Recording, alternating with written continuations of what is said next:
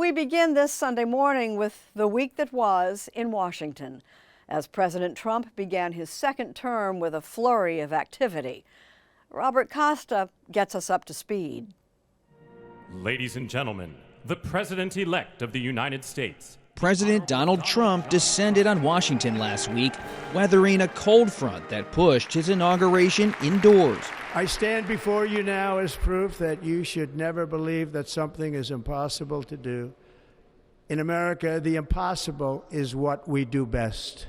But the winter winds were no match for the flurry of executive orders, pardons, and pens he let fly. Trump swept away Biden administration policies with each jagged stroke. So many people in Washington this week, they say it seems like history is unfolding before us.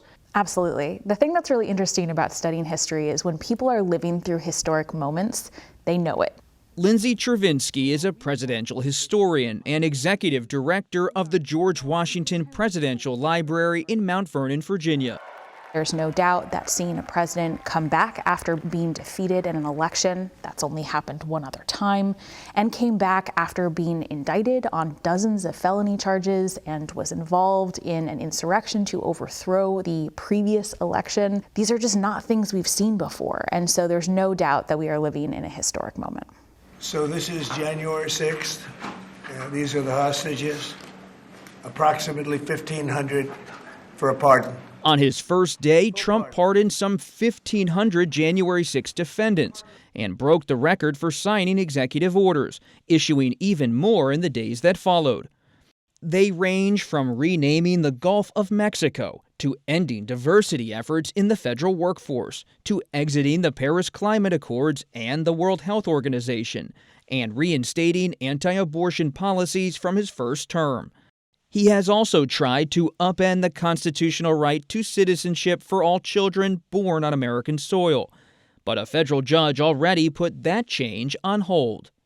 We are in a system that has separation of powers. There are supposed to be checks and balances, and it is essential that both Congress and the court do their job to check the president as the president checks them. That is how the system was designed to work, and I think that should give Americans comfort that they occasionally still want to actually do that role. Executive orders have often been pivotal and controversial. Think of Lincoln's Emancipation Proclamation, FDR's funding of the Manhattan Project, upon arrival at their new quarters, the evacuees voluntarily registered, and his internment of Japanese Americans in 1942. Recall Eisenhower's deployment of troops to desegregate Southern schools. I have today signed an executive order providing for the establishment of a Peace Corps, and Kennedy's creation of the Peace Corps. In the past decade, there has been a back and forth, with Obama, Trump, and Biden reversing each other's policies. What does it say to you to see a president use executive orders instead of going to Capitol Hill and trying to get Congress to enact their agenda? Well, when a president needs to use executive orders to get most of their agenda done, it means either that the agenda is not particularly popular, or it is a reflection of the ills in our current political system. Congress doesn't do much. They don't pass that much legislation. They're kind of a broken institution. So what we see is that a president is trying to go around that, and until Congress tells them not to, they're going to continue doing it. There have always been periods of fighting, to be sure. And American politics is messy. American politics is messy. You've even called it vicious. That would be an accurate description. It all recalls Benjamin Franklin's answer when asked whether America was a monarchy or a republic. Franklin said, "A republic, if you can keep it." We've been through all of this in the past, and here we are today carrying on. So far. One of the things that's great about history is it reminds us that we can be in really bad periods but come out of it. What I think about our current moment perhaps is different is that we have forgotten that nothing is absolute and nothing is permanent.